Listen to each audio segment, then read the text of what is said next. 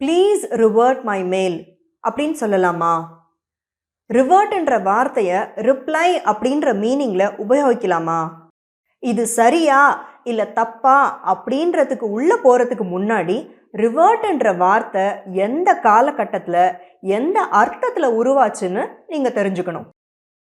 13ஆம் நூற்றாண்டில் மயக்கமாகி அப்புறம் சுயநினைவுக்கு வர்றது, நோய்வாய்ப்பட்டு அப்புறம் அதிலிருந்து மீண்டு வர்றது அப்படின்றதெல்லாம் தெரிவிக்க பிரெஞ்சு மொழியில் உருவான வார்த்தை தான் ரிவர்டன்.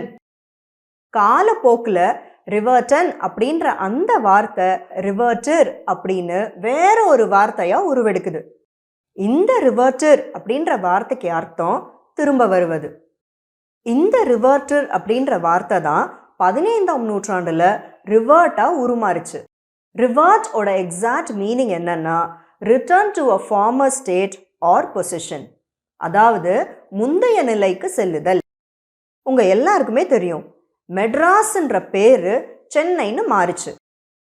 இப்போ மறுபடியும் அதோடைய பேரு மெட்ராஸ்ன்னு மாத்துறாங்கன்னு வச்சுப்போம், சும்மா ஒரு பேச்சுக்கு.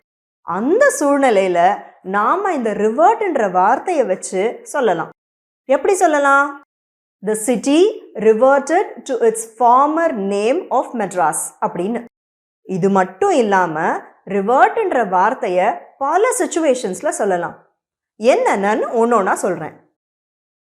இப்போ வீட்டில் ஏதோ ஒரு பிரச்சனை, கிட்டத்தட்ட 1 மாசமா ஒருத்தருக்கு ஒருத்தர் யாரும் முகம் கொடுத்து பேசிக்கல.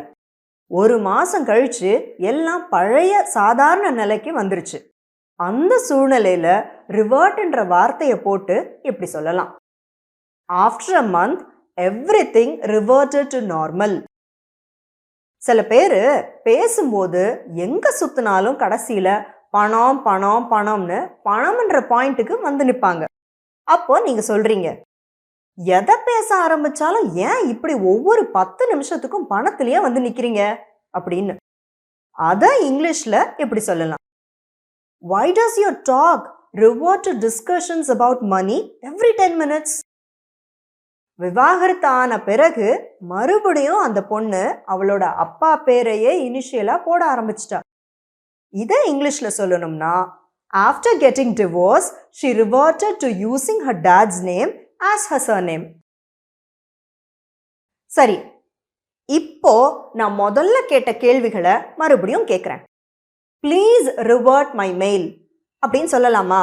ரிவர்ட்ன்ற வார்த்தையை ரிப்ளை அப்படின்ற மீனிங்கில் யூஸ் பண்ணலாமா? ஃப்ராங்காக சொல்லணும்னா, ரிவர்ட் அப்படின்ற வார்த்தையை ரிப்ளை அப்படின்ற வார்த்தைக்கு பதிலாக யூஸ் பண்ணுறது ரொம்ப தப்பு. ப்ளீஸ் ரிவர்ட் மை மெயில் அப்படின்னு சொல்லாதீங்க.